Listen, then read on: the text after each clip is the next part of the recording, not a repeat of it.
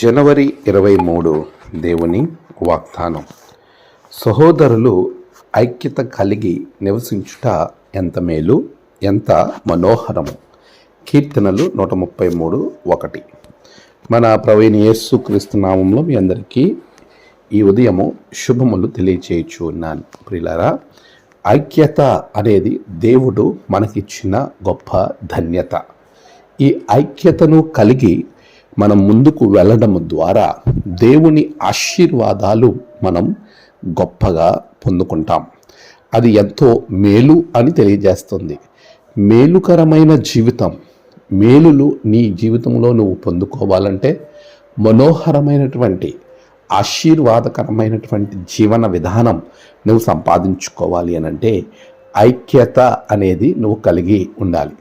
నీలో నీకు ఐక్యత ఉండాలి, నీవు నీ ఇంటితో ఐక్యత ఉండాలి, స్నేహితులతో ఐక్యత ఉండాలి, పొరుగువారితో ఐక్యత ఉండాలి. ప్రతి ఒక్కరితో నిజమైన క్రైస్తవ విశ్వాసిగా ఐక్యతను కలిగి ముందుకు వెళ్ళాలి. అలాంటి ఐక్యత మన జీవితంలో కలిగి నివసించటం ద్వారా ప్రభు మనల్ని బట్టి సంతోషిస్తాడు. నివసించుట అనే మాటను వాడుతూ ఉన్నాడు ఇక్కడ. అంటే మనము ఏదో ఒక సందర్భంలో ఒకసారి కలిగి ఉండడం కాదు, అది నిత్యము ఉండాలి అని ప్రభు మనకి జ్ఞాపకం చేస్తూ ఉన్నాడు. ఐక్యతతో నివసించుట. నీ జీవితం ఎలా ఉంది? ఐక్యతతో నివసించటానికి ఇష్టపడుతున్నావా? ఈరోజు దేవుడు మనల్ని అడుగుతూ ఉన్నాడు. నువ్వు ఐక్యతతో నివసించగలిగితే, నువ్వు దేవునిలో ఐక్యమై ఉండగలిగితే నీ జీవితం ధన్యము, మనోహరము, మేలుకరం. ఆమేన్. ప్రార్థన. సర్వశక్తిమంతుడా, గొప్ప దేవ, ఐక్యతకు సదృశ్యమైన తండ్రి, నీకు వందనాలు.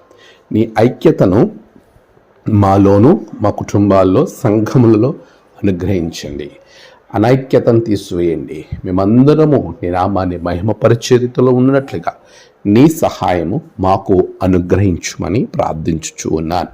నేడు జన్మదినము, వివాహ దినము, ఆయా విశేష దినములు జరుపుకుంటున్న బిడ్డలను బహుగా దీవించండి. తమ ప్రియులను కోల్పోయి ఆదరణ కొరకు ఎదురు చూస్తున్న బిడ్డలకు ఆదరణ దయచేయండి.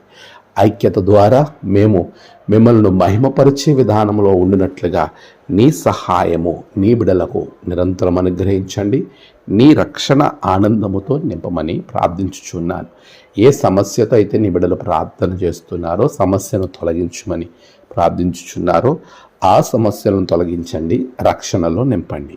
యేసు నామమున ప్రార్థించి వేడుకొనుచున్నాము తండ్రి. ఆమేన్.